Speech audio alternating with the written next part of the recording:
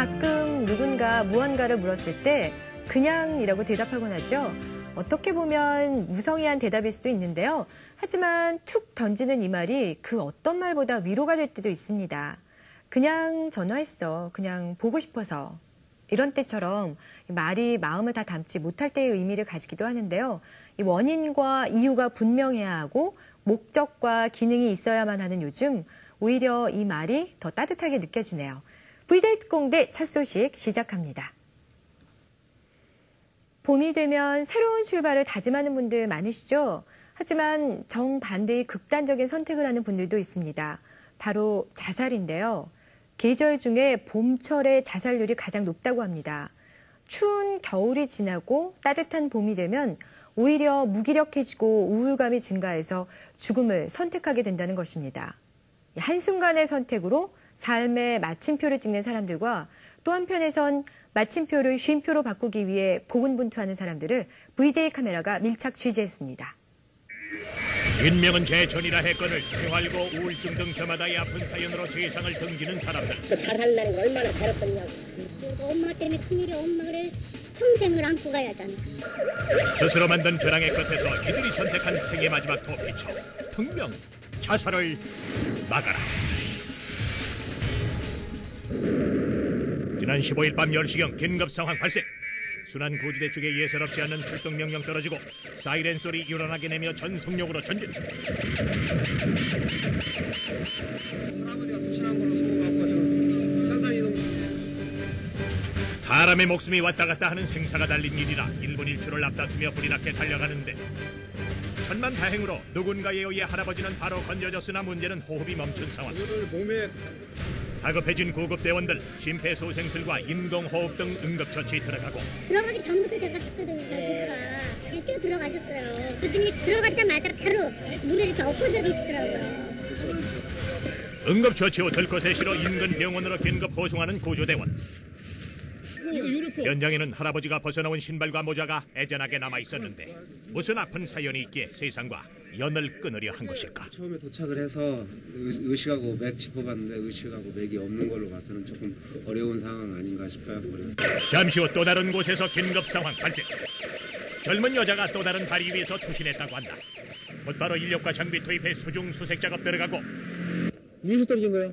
투신자를 발견한 최초의 목격자에게 당시 정황을 들어봤다. 그게 앉아게 있는데 위에서 그냥 떨어졌어요. 사람이?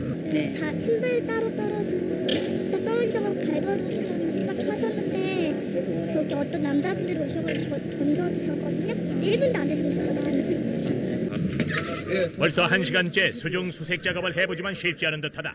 한치 앞도 보이지 않는 물속에서 오로지 손끝의 신경으로 한 뼘 한 뼘 더듬으며 감각에 의존해 사람을 찾는 수중 수색 작업은 사막에서 판을 찾기 마냥 어렵다고.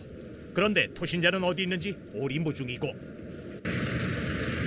한편 다리 난간에서는 떨어진 지점을 찾느라 분주하기만 한데 난간에 찍힌 발자국만이 선명하게 남아있을 뿐 시간은 점점 흘러가고 어떻게든 찾으려고 사력을 다해 칠흑 같은 강물을 이잡듯 뒤져보는데 야간에 어두우니까 잘 안 보이니까 찾기가 힘듭니다.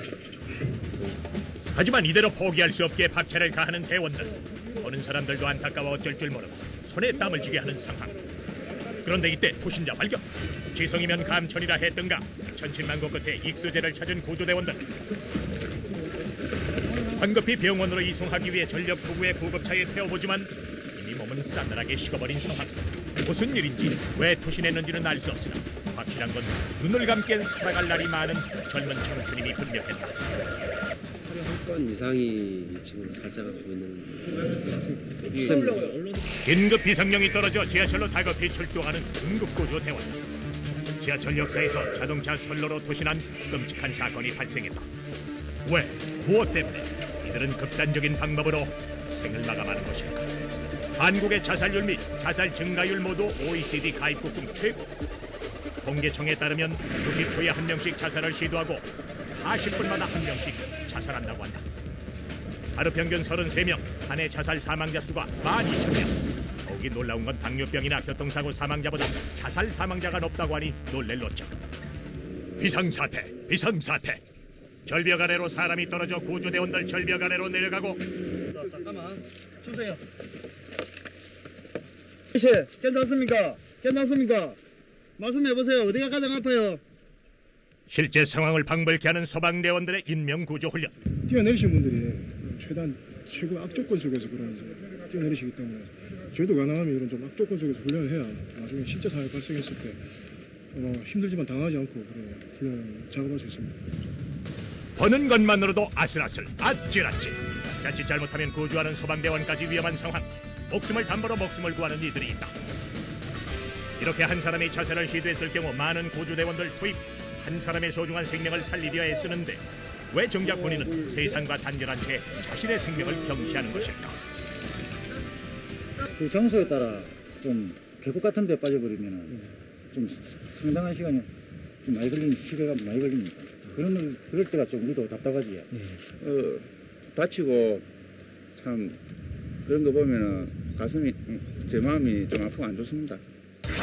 이렇게 생명을 구하고 자살을 막기 위해 분주히 뛰는 사람들을 만나봤다.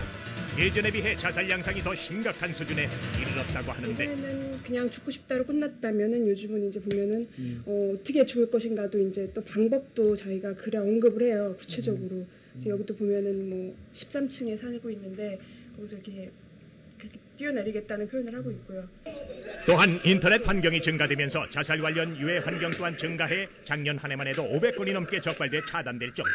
하지만 문제는 이러한 유해 환경을 관리 감독할 수 있는 전문기관이 없다는 게 지금의 현실이다. 자살에 이르기까지 가장 많은 요인이 이 관계 문제가 가장 많다는 걸 볼 수가 있고요. 조금 더 자세하게 분석을 하게 되면요, 우울감 문제가 가장 큰 문제로 자리를 잡고 있습니다. 우울감은 누구나 가지고 있는 심리 상태로 심해지면 자살 충동까지 이어진다고 한다. 중국의 한 병원, 얼마 전 분신 자살 시도로 전신 화상 3도를 입은 한 환자가 응급실에 실려왔다. 도대체 무엇 때문에 자신의 몸에 불을 붙인 것일까? 자세한 경위를 듣기 위해 담당 형사와 함께 동행 취재한 제작팀. 자식의 자살 시도에 넋놓고 하염없이 눈물만 흘리시는 부모님. 내가 눈쪽으로 못 봐.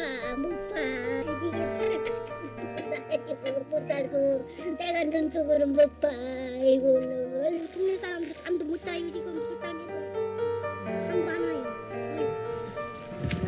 본인은 물론 가족 모두의 마음까지 까맣게 타게 했던 사건. 왜 이렇게 극단적인 방법을 택했던 것일까? 창고에 있던 그 휘발유 본인이 통 있던 거 기름을 들이붓고 본인이 나이터불로 내서 분신한 거죠. 어떤 이유에서? 그 이유는 먼저 금전적인 문제도 있을 거고, 이제 며칠 전에 주위 사람들 얘기 들어보면은 교통사고가 났을 때요. 그래서 사람이 4명이 다쳤대. 그런데 보상관계 때문에 고민을 좀 했을 것 같아요. 동네에서 알아주는 효심 좋은 착한 아들이었는데 최근 여러 가지 안 좋은 상황으로 우울증이 극도로 심해졌다고 한다. 그래서 집에 와서 엄마한테 별 얘기를 안 해. 왜 그러냐면 이제 노인네 속썩이고 신경 쓴다고. 그래 그러는 갭인데 얘기를 안 해. 일절 얘기를 안 해. 그래 내가 눈쪽으로 못 봐.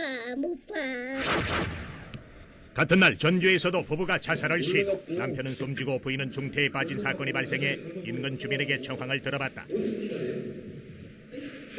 그날 전에 약 사러 간다고 막 그때 한참 됐으더라고요.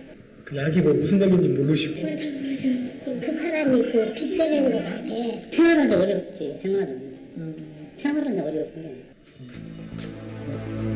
생활고로 힘든 상황이었던 가족은 최근 사채 빚까지 지면서 가정 불화가 더욱 심해져 결국 자살에 이르렀다고. 그래서 담당 경찰에게 당시 사건 경위를 자세히 들어봤다.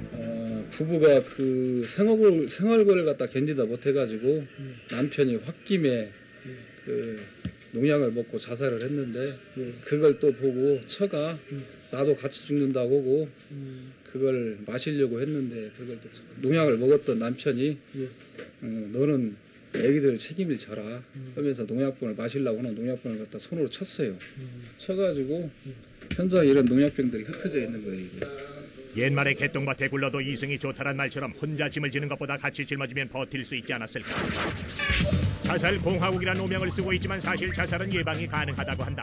한 센터에서 24시 실시간으로 온라인 상담 및 자살 긴급조치 출동 서비스를 운영하고 있었는데 벼랑 끝에 서 있는 사람들이 의외로 작은 것에 목말라 하고 있었던 것. 바로 귀를 열어주는 것만으로도 극단적인 선택은 막을 수 있다고 한다. 최근에는 하루에 한 5, 60건 정도 상담이 계속 들어오는 편이고요.